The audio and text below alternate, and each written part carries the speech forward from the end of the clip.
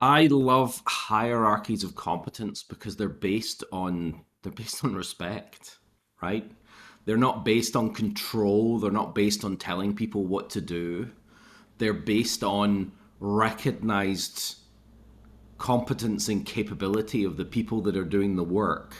And we naturally defer sometimes to those people or want more information from those folks to help convince us to do things because they've demonstrated that knowledge, that they are an expert in that space, that they can add value to the conversation, and that perhaps they have a more